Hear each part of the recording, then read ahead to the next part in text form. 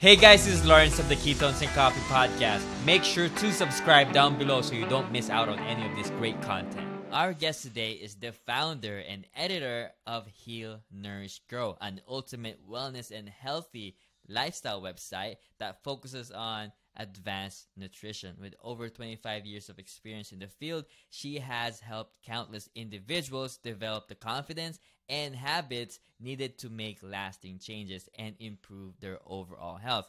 With a background in psychology, addiction studies, fitness, yoga, and meditation, she is a well-rounded expert in the wellness field. Her expertise in these areas makes her an exceptional coach when it comes to creating lasting changes. She is also the host of the ultra-popular podcast, the Heal and Nourish Grow podcast. I'm here with none other than Cheryl McColgan. Cheryl, welcome to the show. Oh my gosh, thank you so much for having me. And what an introduction. I feel like that's a lot to try to live up to. No, it's not. No, it's not. I mean, you've been in this space for many, many years now, and you've helped a lot of people's lives just creating this lasting change. And there's a reason why I'm so excited is to have you on the show, Cheryl, is with your experience in the wellness field, you have such a wealth of knowledge and literally seen it all. And it's great. It's a great day for our listeners. I'm so happy to have you. Yeah, thanks again. I'm excited to be here. So I want to start here, Cheryl. Your unique perspective, formed by a combination of experience and education, makes you an expert when it comes to creating lasting change. We've said that already, and as someone who is passionate about helping others make a change, this is what I do. I started this podcast, my coaching, because I really want to learn from people who created the change, because like we talked about before we went live, it's a simple change, but it doesn't always equal easy. And so I want to know I'm eager to hear about your own health journey here and the lessons you've learned along the way. And I want to know your backstory and what got you into health and wellness, going into other types of diets, if you can, share a little bit of information about that, and then going into keto and how you made it sustainable for you. We want to know. Cheryl. Okay. That's going to be a lot, but I'll try to start at the somewhat beginning. So I've talked about this in the past, but basically I grew up on a farm in Louisiana, and we're, pretty poor at the time, but we had this farm, and my dad was really into running when I was younger. So he's part of that big running boom when that first started, and went, took us to the health food store for these terrible little quote unquote desserts, that we would get at the health food store. But, growing up on a farm, I always was eating real food. So I feel very, very fortunate for that to have been my experience, because I do think that makes it easier in some ways, because when you grow up on processed food, or if you're growing up in this world that we have now, food engineers have designed food to make it so palatable and so devoid of nutrients while being high calorie that it can make it really challenging for people to break that addiction. And I do think it's a true addiction. I mean, there's been many studies, all these great, psychologists do these crazy things, but, mice will often choose sugar like over cocaine. So it's kind of crazy how addictive food can be. So that being said, how I kind of got to this space, I'd had some of my own health issues in the past, nothing related to, well, actually, now that I think about it, what I know now, I didn't know at the time, but I had been a vegetarian actually for 7 or 8 years, and I ended up having some fibroid tumors. And now when I look back, knowing what I know now, I think that it could have been related really to my diet, because it was, the only way I was getting protein was through some processed, protein-like substances. And I'm sure, that my blood sugar was all over the place. If I would have checked then, it would have been interesting to know. So I don't know how metabolically healthy I actually was at that time when I was a vegetarian, but I ended up having all these tumors, multiple surgeries.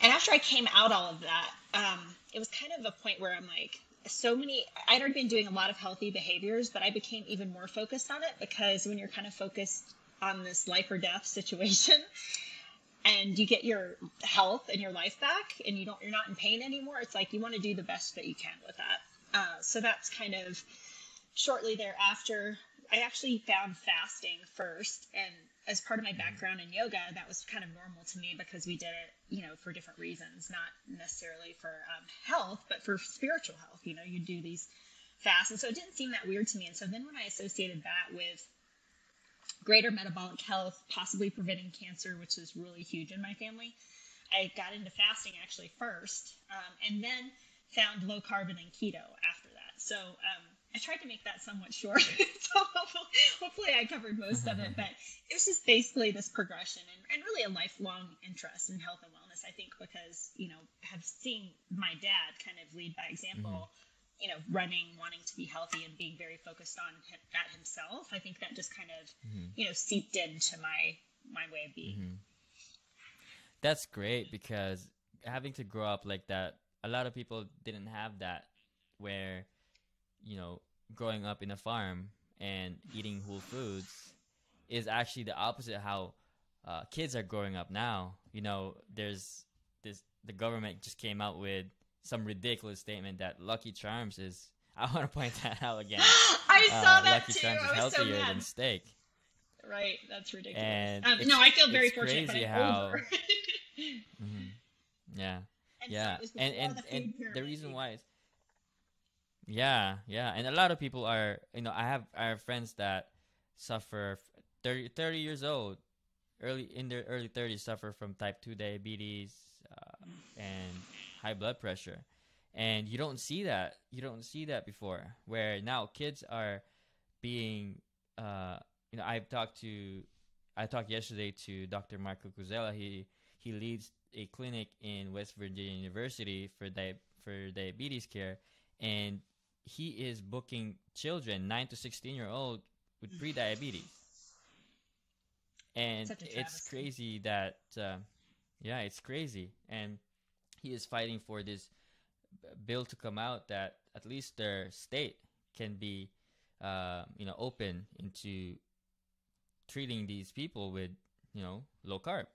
And it's crazy that these news, those type of news from the government doesn't help at all. And if you say Lucky Charms is healthier, then you can say anything these days, right? Man, vegetarian to keto. How was that shift? Or you said fasting first, right? Yes. Well, I mean, the vegetarian thing, I just, I had gotten convinced by partially, being heavily involved in the yoga community. That's pretty common there. And I never did it really because of the reasons that people tend to do in yoga. So in yoga, the kind of idea behind being vegetarian or vegan is there's this principle of ahimsa, which basically means non-harming.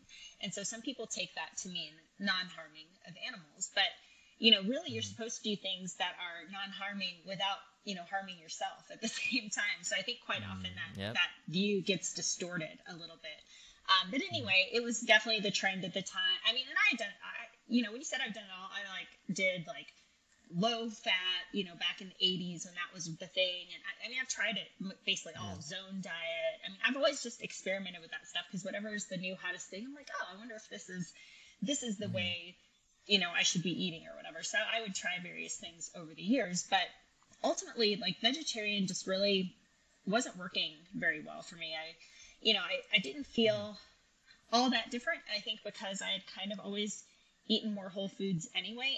But what I was lacking was protein. And now, having studied this a lot more the last several years, really that optimal protein is one of the healthiest and most important things that you can do to have your health into older age. Because as we get older, and I am definitely in that category at this point, I'm going to be 50 next year.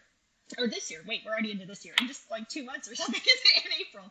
But so, I have to be more focused on that because once you start losing muscle, if you're familiar with the term sarcopenia, which for people that might not have heard that before, it's muscle loss as you age.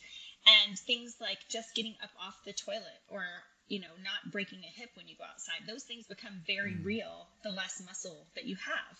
And so really eating optimal protein is really important. So when I made that shift, I didn't go right into low carb. I kind of just went off of being vegetarian, started eating meat again. And people always ask, oh my God, was that so hard? But it was totally fine. Honestly, my gut seemed to handle it fine. I didn't have any issues. I just started eating meat again and that was it.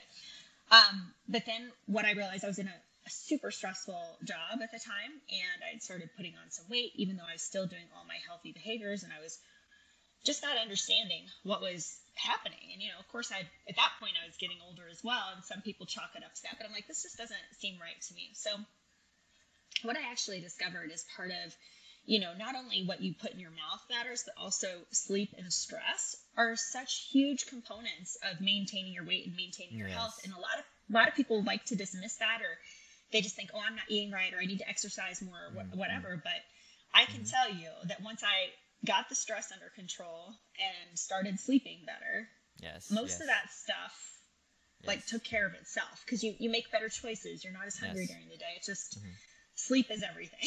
So that's probably, if you take nothing else away from this, I mean, of course, we're both focused on low carb and keto, but I think that sleep and stress, if people would work on that first, some of the eating choices become a lot more simple. Yeah. And for me, I love that you said that, food, sleep, stress, movement, you need that. The 4 pillars of health is so important. And for me, the reason why you have to do all 4 is because it gives you so much energy. It's all about energy. If you have a low energy, everything else suffers, right? Relationship suffers, your job, your work. If you don't have the energy to do anything, everything else suffers. And so energy is life. And I quote that from Tony Robbins. He's doing his unshakable challenge this week, and that was what he said. And I believe it. Energy is everything. And if you can draw that from sleep, from less stress, food should give you energy. Food shouldn't make you feel tired. Number one, right. If food makes you feel tired, your lifestyle is not working. Just plain and simple. You got to be honest with yourself here. Drawing from your extensive experience. Sorry.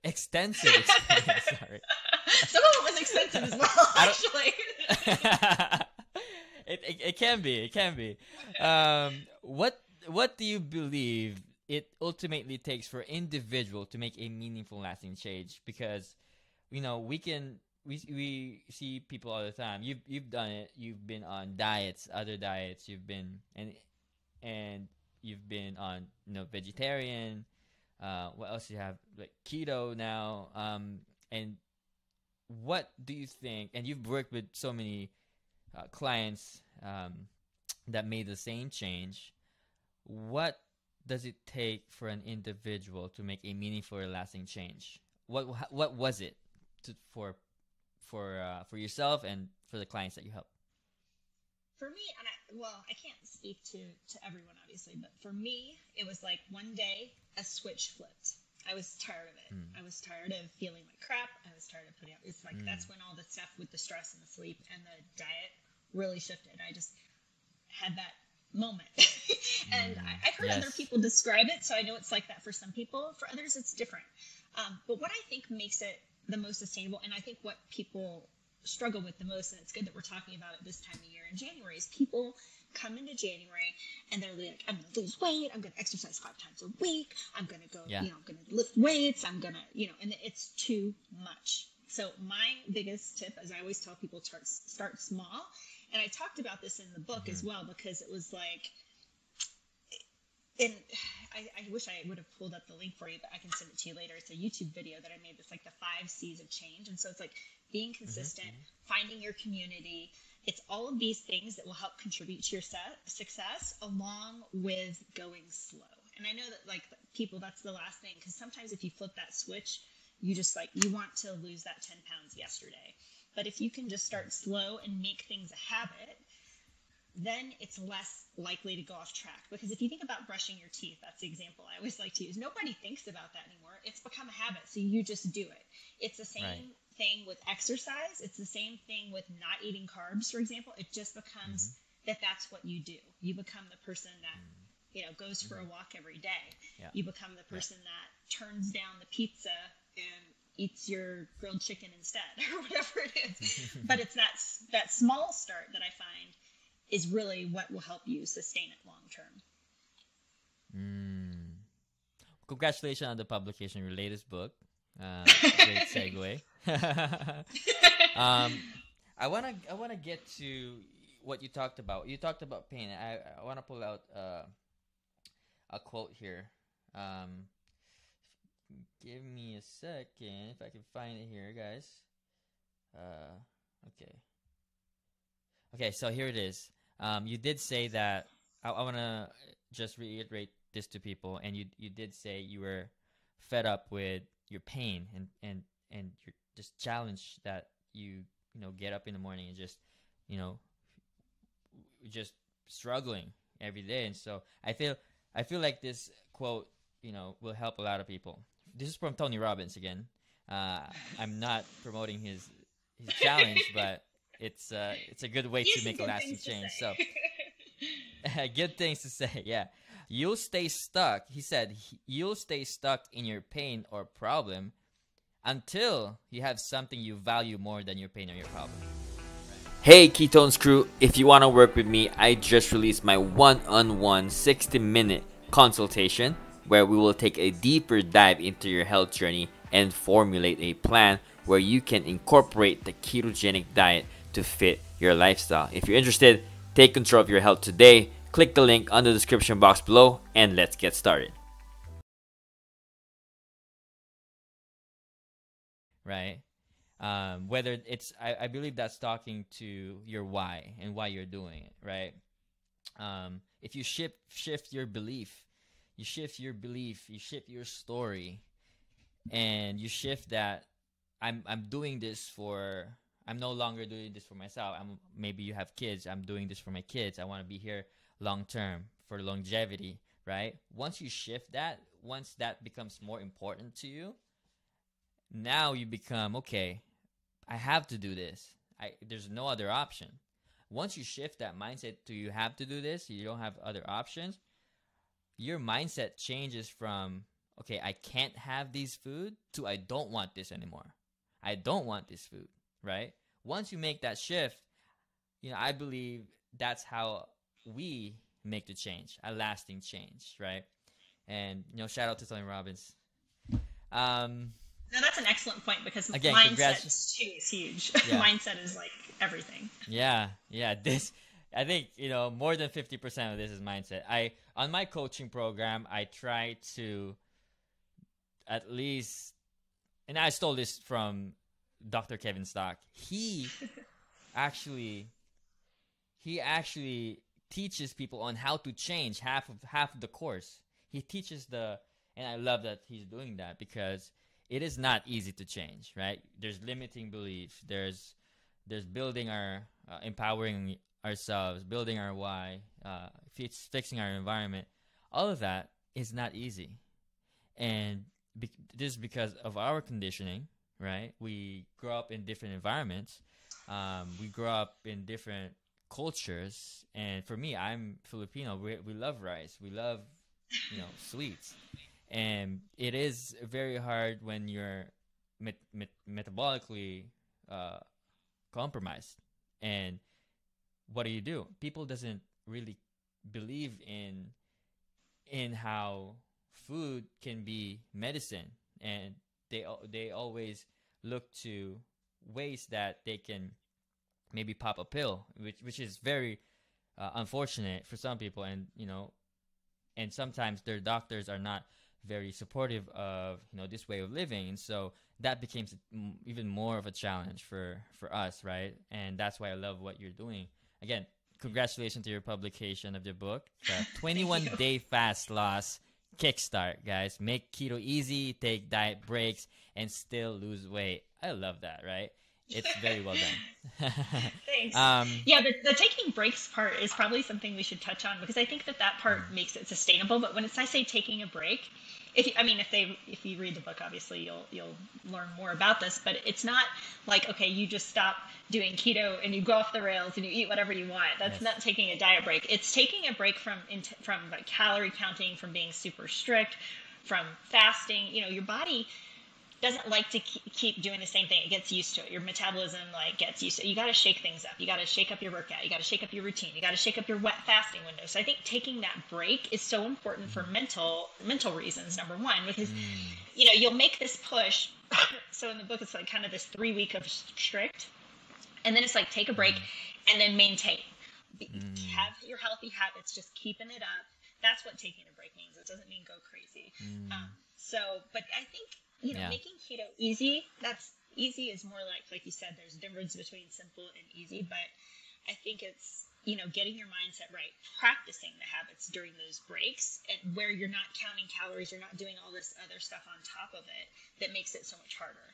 And I think that people that are now in maintenance, and we've seen a lot of it in our community on Instagram, right? There's plenty of us who've been doing this. Like I started in 2017 or 16, something like that. So, and I know lots of people in our community have been doing it long term, but they don't, they're not always on this count everything, be super strict, whatever. They kind of find a way to moderate it over time. And so that's what the break portion is intended to be, is like to practice healthy habits still, but don't let your whole life get wrapped up in your diet. Like still live your life, still, depending on what your goals are, maybe you can have a piece of cake occasionally. If you're diabetic, it's a little different because you might have to be more strict for your health, but other people that are just using it for other reasons, you might find that you're able to kind of have some things that are kind of not keto, if you want to call it that. And I'm using air quotes for people that aren't watching the video, but it's like, food's not keto. It's a metabolic state. Food is just like what we choose, right? What we choose to put in our body that's healthier or not.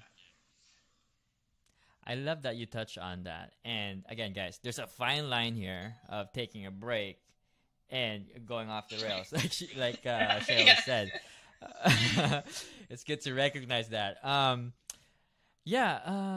you, I know you touched upon this, can you explain the difference again between falling off keto and taking breaks? Like, how do we make sure that we're not actually falling off here? So I think it's still practicing. So maybe instead of sticking to 20 carbs a day, for example, maybe you're going up to 40 for a few weeks, and you're just practicing eating this healthier lifestyle, prioritizing protein.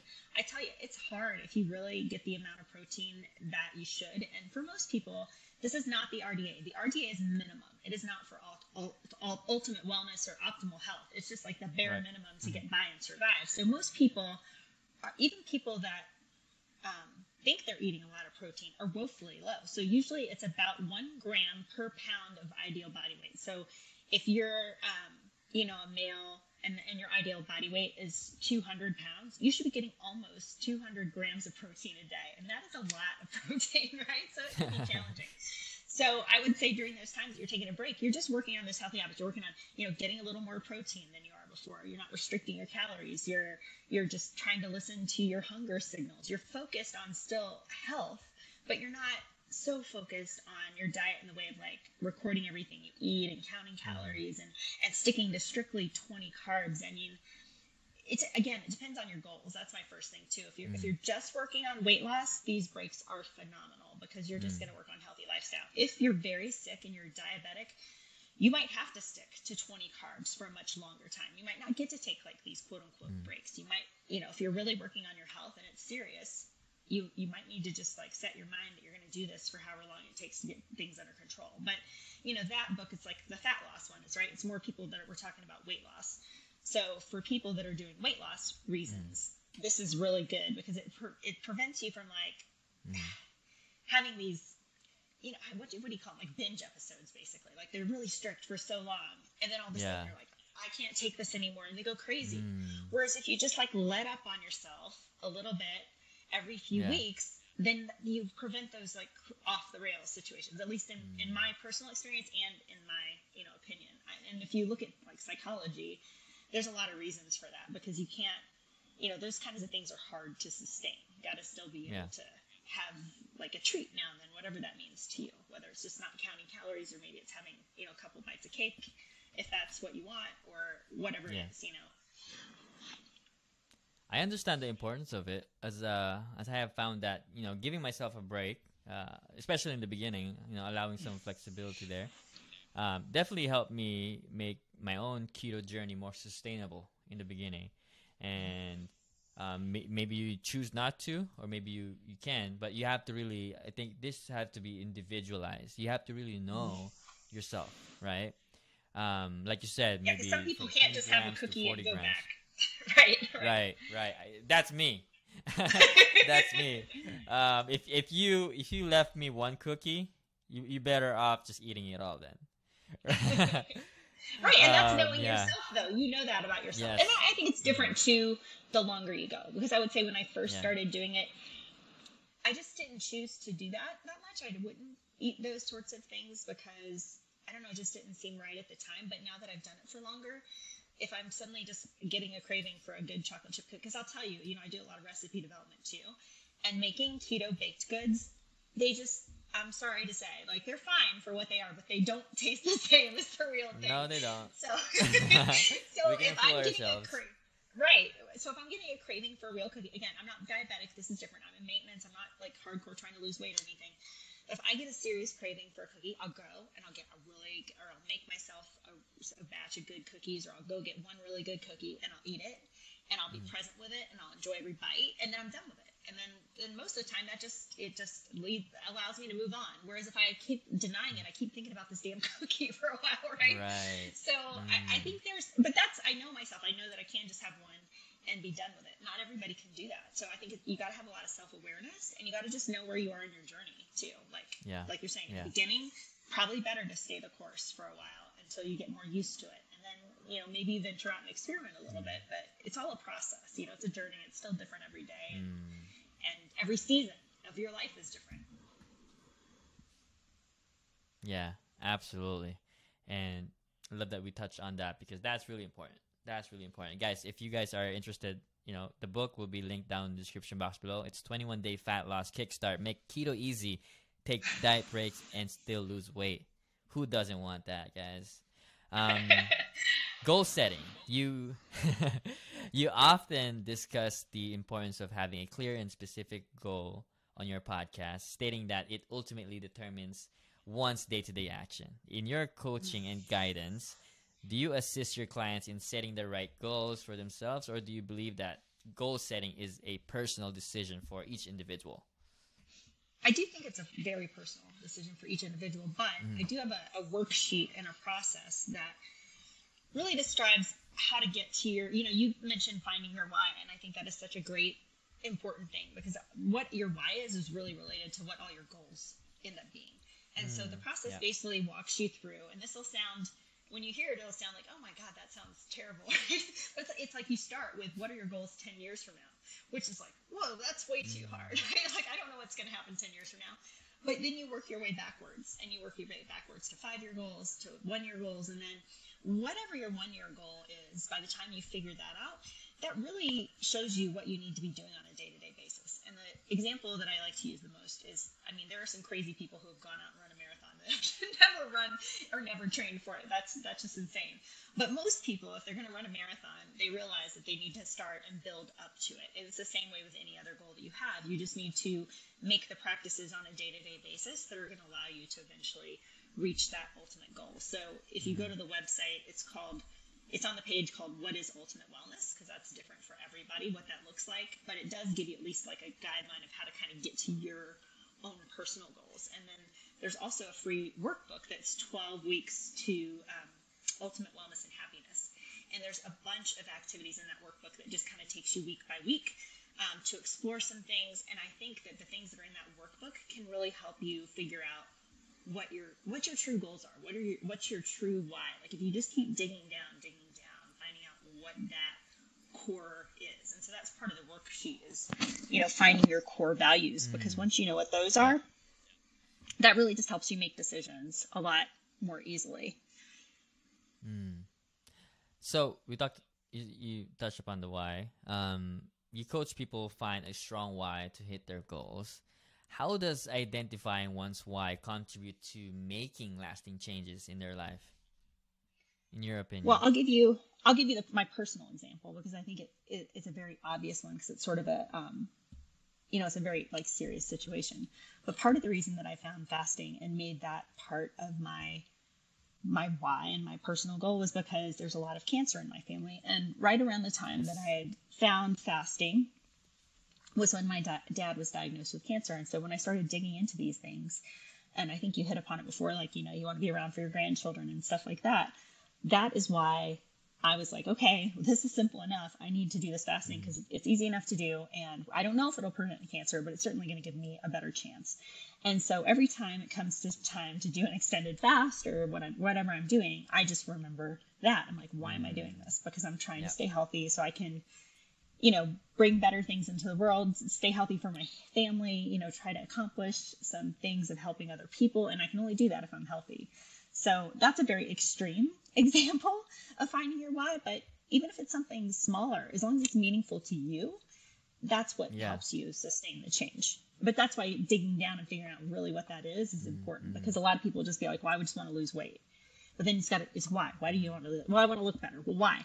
Because I want to attract a good partner. Well, why? Because I really want to have children. Well, why? So I can, bring them up in a way different. You just keep digging down. It's like a process of like peeling the layers off of the onion until you get to the center, I don't know who said this, but they say that the individual said that if you can't make a lasting change, you're not in enough pain. Right? Like you said, like for your it's in your family. That's a huge why. Like losing weight is a great why, but I don't think that's gonna, get you over the hump. When you're for some people maybe, consistent. Yeah, for some people it is. Maybe there's emotional attachment there where maybe something happened in the past. That can be a strong why. You don't want that to happen again to you. And again, like, can you go back to how you share some strategies for helping your clients discover their own personal why for making a change? Now you said you're peeling back the layers. How do you start that process with them? Well, I usually start with that worksheet, honestly. And so it's starting with identifying your core values. And so how it works is usually you'll kind of just like take a moment to center yourself, maybe do like a little meditation. And then you really start to just think about the things that resonate most with you. And you're writing down words. You're writing down words like peace or compassion or community or connection. A lot of C's come up in mine for some reason. I don't know why, but you're writing down a whole bunch of words that are just kind of like what is your life about or what you want your life to be about, those sort of things, and things that like you just feel, not so much as like a great like integrity. Like, what does that even mean? It's got to be like something that kind of hits you in the gut, So you're writing down all those words, and then eventually, once you feel kind of complete with that, ideally try to get 30. That seems really hard for some people, but if you just sit with it for a while, it usually will come out. And sometimes you think you're throwing something out there that's like, oh, whatever, I just need another word. But then like after you start to like feel it, it might resonate with you more than you think. But anyway, after all that, then you kind of narrow it down to 3 or 4 words. And that's kind of identifying your core values. So say one of them is connection, for example. Well, you're only able to really connect with people when you have the energy and the time and all of that to do that. So then what do you do on a day-to-day basis to be able to do that? Well, like connection, in the past, sometimes I've said, oh, maybe that's one of my core values. And then I find that my introverted nature doesn't allow me to actually push myself to do that. But if you really take that in as a core value, then you're like, no, okay, every time I want to blow off going to some event or something, I'm like, no, my life is about connection. This is my passion and purpose. So I'm going to go. And then that makes that decision easier, because you can't just blow it off because you've made this whole like plan, this whole goal, this whole thing that you're about. And it's like, then you got to kind of live up to that, so it sounds a little strange, but it really does help people. It's almost like your personal mission statement, if you want to think of it like that. Yes. You're discovering yourself again. I think that's because sometimes we forget what we stand for, right? We forget sometimes life becomes such a challenge, right? We going through life, we experience traumas, we experience challenges, right? And sometimes we forget we're just, on autopilot most of the time. And being intentional and knowing these questions are great. just knowing what your core values are, and like you said, mentioned connection. Maybe empathy is one of your values. Maybe you want to be strong for your family, right? And you really have to, like you said, lining up to your core values will make it easier of a decision next time. So I love that. Yeah, and I'm glad you brought this up because I just moved, and usually I have my core values. I have them. I think you should have them written down, and you should have them in a place that's visible. So it's even just like mine's super simple. It's like a sticky note that I have in my closet. That is like somewhere where when I go in to get dressed every day, I see it, and so you can't forget that way. But since I moved, I don't have that up. So I'm glad you said that because I got to find that and put it up again because love that. It is easy when it's not visible and it's not kind of in your brain every day to start making lazy decisions that aren't really what you're about. If you're really about staying fit or movement is one of your things, well, you're not going to, blow that off when it's in your face all the time. Then you start to feel guilty, right? So guilt is a powerful motivator. I don't know if it's right or wrong, but guilt is a powerful motivator. So if you can see that and just remind yourself of why you're doing these things, I think that does help as well. Yeah, no, absolutely. If you can put it wherever you can see it every day, like your vision board, right?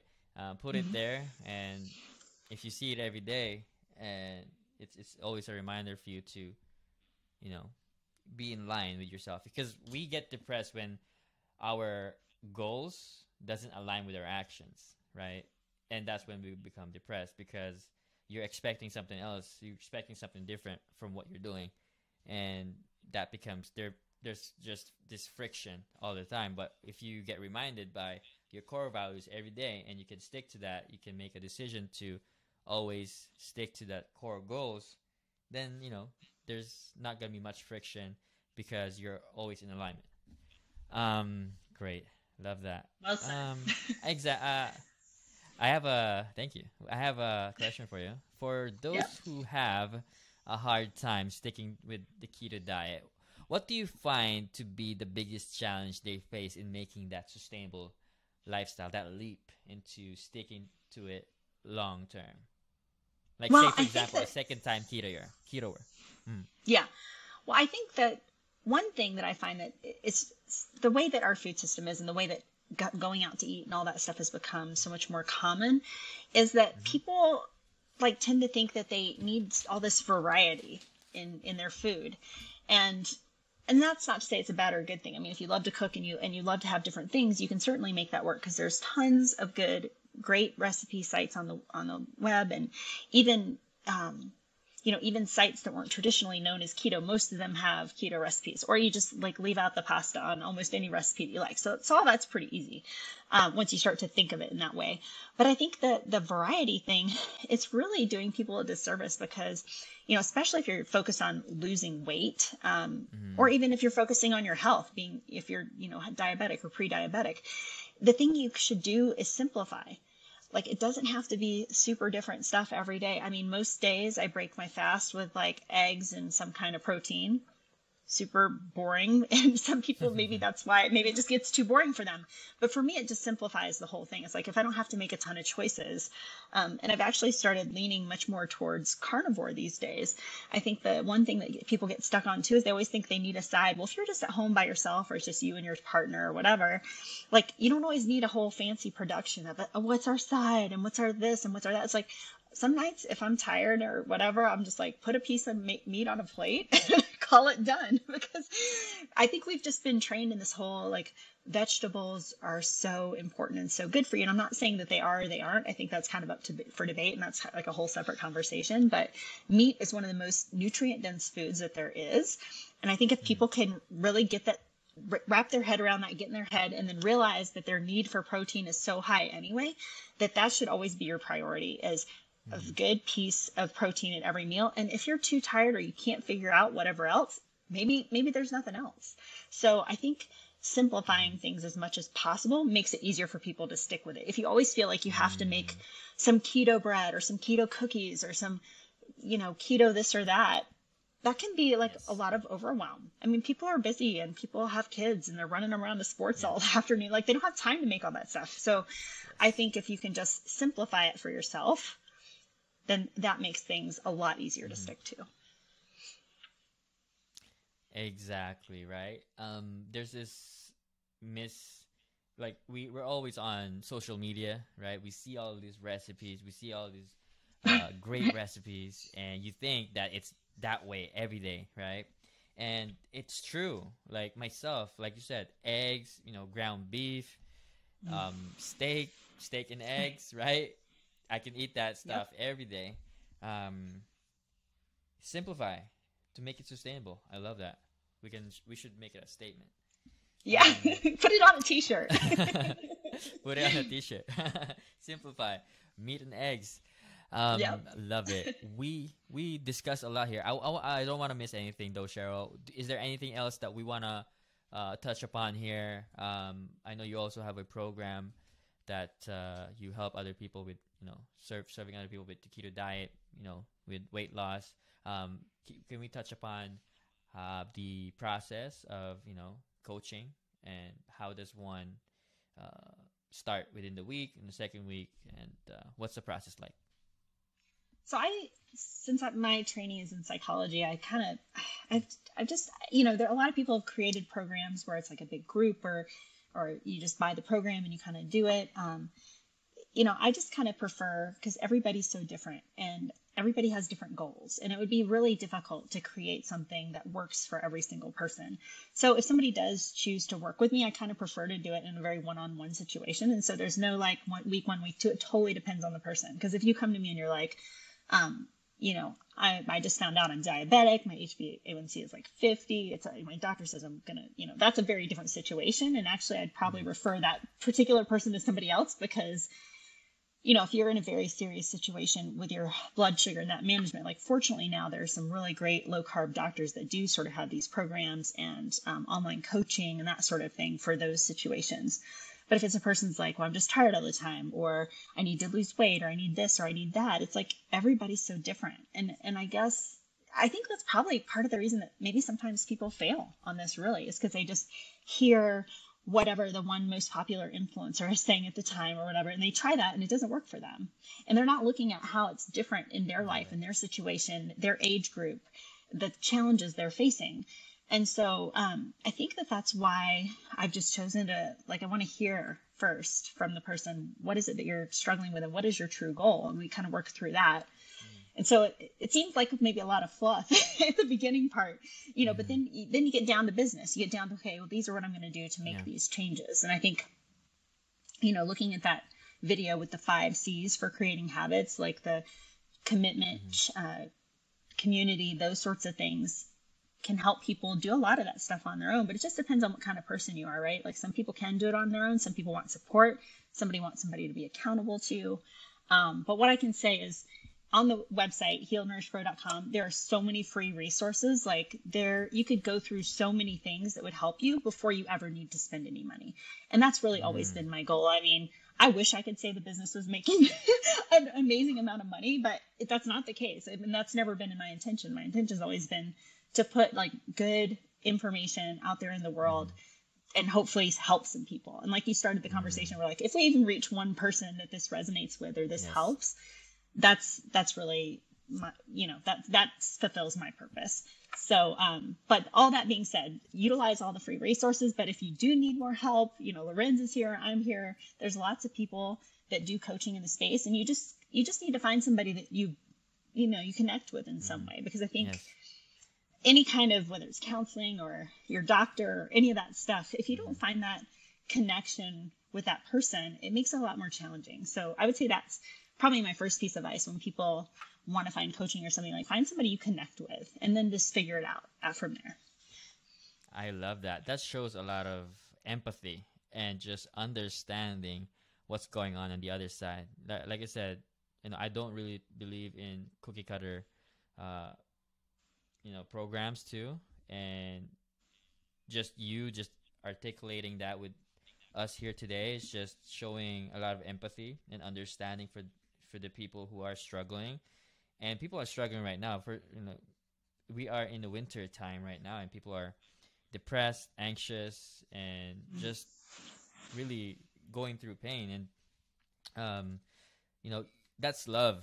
that's love for people, and getting to find that connection, and learning about it. There's, again, you said there's free information on your website, and healnourishgrow.com, correct? Correct. Healnourishgrow.com. We'll link it down in the description box below for you guys can check that out. And yeah, find somebody who cares, right? Find somebody who really has been through that, and just have somebody who has empathy on what you're going through. That's great. I love that. And for my last point here, Cheryl, how huge does our environment play into creating a long-lasting change here? Oh my gosh, a huge. I think, one of the things on Getting Started Keto Guide is like trying to make your environment as friendly to making your change as possible. And when you have kids in the house and things like that, it's not always easy because, say you're a single person, you can just throw all the carbs out the window and like move on with your life and make it real easy for yourself. But if you have kids in the house or a husband in the house, and I did that for years. We had 2 kids, and my husband was not on board with low carb for the first probably 3 or 4 years that I did it. It was a while before he got on the bandwagon, but finally, he did, yes. And he, oh my gosh, he lost, men are so interesting with how they lose weight. Like he just started being good like, a little bit, and like in 3 months, did he say he should have done it earlier? Yeah, totally. Because he'd been telling me for years, like, I just can't lose the 30 pounds. And I'm like, well, quit eating cookies in the afternoon at work. But he just, didn't want to hear that. But yeah, it takes some time. But there's in the keto, like Getting Started guide, there's some tips to that. So like, even if you can't get rid of all the crazy tempting food in the house, maybe it's like giving yourself one little cabinet or one little place where you put the things that that you can eat and that are good for you. And then that environment, I think that's where the community comes in really huge, whether it's an online community, a coach, just a friend that, all these psychology studies have said for years, you're so much more likely to stick with something if you have a partner in it. So if you want to keep exercising, have a gym buddy. If you want to keep into keto, have a keto buddy. Just somebody that like eats the way that you do and thinks the way that you do about this lifestyle. And so all those sorts of things, I mean, and you probably have a bunch of this stuff on all your information too. It's just like finding sites that are focused on this. And then we all give like tips and tricks and things that, help you along the way. I love that. I love that your husband finally, when the student is ready, the teacher shows up. Right. Well, mostly he was eating whatever I'd feed him anyway, but for the longest time. And so this is why I don't like the excuse that people say, oh, my kids will never eat that or whatever. I would just make, a veggie and a protein. And then, I'd add like rolls or a pasta or rice or whatever for the kids and for him if he wanted it. It's like not making it overly complicated. It's not like you're making 3 meals for people. You're just, make your protein and vegetable. And then if somebody needs something extra, just make that one thing and then you're good to go. Love that. Yeah. I mean, you don't have to tell them it's keto. Right, exactly. If you don't say that, table. That's right. And that's how he got. I mean, he just eats whatever I make him anyway. So those parts, so it's all worked out. Yeah. Love it. It's a family affair now. That's great. Wow, Cheryl, thank you so much for coming on and sharing your story here.